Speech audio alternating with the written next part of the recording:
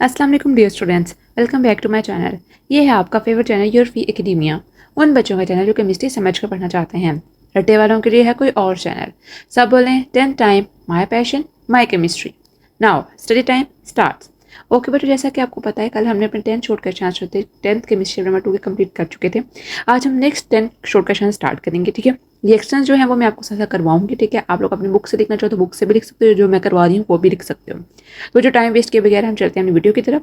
सबसे पहला क्वेश्चन है Na2SO4 mean sodium sulphate is a neutral salt while sodium bisulphate NaHSO4 is an acid salt. Justify. वो कहते हैं कि Na2SO4 एक न्यूट्रल साल्ट जबकि NaHSO4 एक एसिडिक साल्ट है। आप कैसे इसको जस्टिफाई करोगे?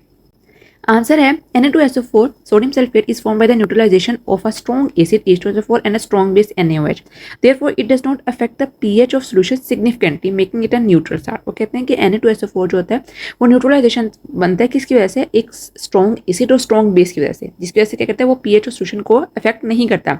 जबकि अगर बात करें सोडियम बाइसल्फेट की, formed by the partial neutralization of H2SO4 with NaOH, leaving an acidic hydrogen ions in the salt. This makes NaHSO4 an acidic salt and it can release hydrogen ions in solution. Simple सी उन्होंने बात लिखी, कोई इसके अंदर मुश्किल बात नहीं है। मैं यहाँ पर रिएक्शन लिखती हूँ। ठीक है, Na2SO4 का मैं ऊपर लिखूंगी।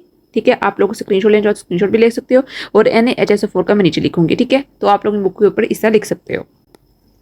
तो ये रिएक्शन देखो, यहाँ पर क्या है कि यहाँ पर पहले वाला Na2SO4 रिएक्शन कैसे हो रहा है? जब H2SO4 NaOH के साथ रिएक्ट कर रहा है तो आपके पास सोडियम सल्फेट बन रहा है और साथ वाटर जो है वो एलिमिनेट हो रहा है। दूसरे रिएक्शन के अंदर क्या होता है? H2SO4 NaOH के साथ रिएक्शन कर रहा है तो आपके पास सोडियम बाइसल्फेट बन रहा है और वाटर प्रोडक्ट आपके पास बन रहा है। तो इस तरह हम जस्टिफाई कर सकते हैं कि Na2SO4 एक न्यूट्रल है जबकि NaHSO4 एक एसिडिक सॉल्ट है। देन बच्चों आता है give a few characteristics of properties of salt. Salts are generally solid at room temperature. They have high melting and boiling point. Salts are often soluble in water and their aqueous solution can conduct electricity due to the presence of ions. They are usually crystalline in nature. Salts can have different tastes such as salty, sour and bitter.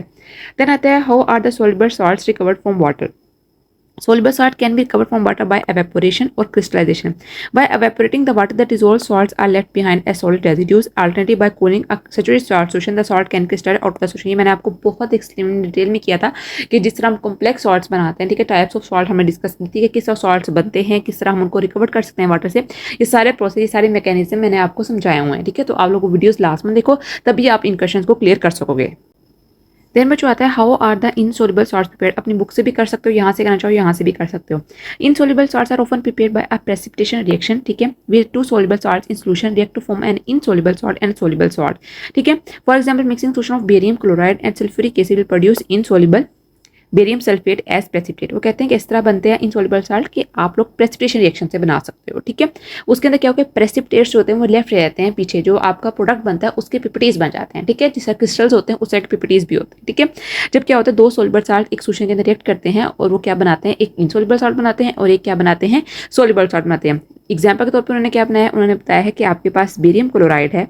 ठीक है, वो react करता है किसके साथ? Sulphuric acid के साथ, और वो क्या बनाता है? वो बनाता है बेरियम सल्फेट प्लस और HCl आपके पास बनाता है। ठीक है, अब अगर हम इसको बैलेंस करें तो हमारे पास 2 HCl आएगा। तो इस तरह आप इनसोल्युबल सॉल्ट जो है वो प्रिपेयर कर सकते हो। ठीक है, देन बच्चों आता है why is a salt neutral? Explain with an example. A salt is neutral if it is form from the reaction of a strong acid and strong base, neither of which affects the pH of the solution. For example, sodium chloride is a neutral because it is formed by the hydrochloric acid and sodium hydroxide, both of which completely dissociate in water without affecting the pH. ठीक है, आप लोग यहाँ पर reaction भी लिख सकते हो किस तरह।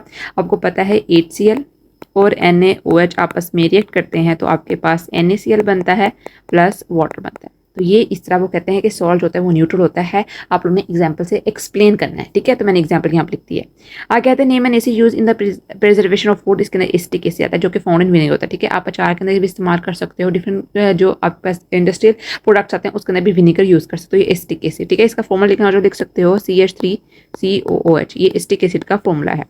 Name the acid present in vinegar, acetic acid, citrus fruit में सिट्रिक एसिड एंड स्ट्रिंग के अंदर फॉर्मिक एसिड। सबसे सिंपलेस्ट फॉर्म जो है आपके पास कार्बोक्सिलिक एसिड की, वो क्या है? Formic acid. ये आपके पास ऑर्गेनिक एसिड आ जाते हैं। ठीक है, और सोर मिल्क के अंदर क्या होता है? Lactic acid.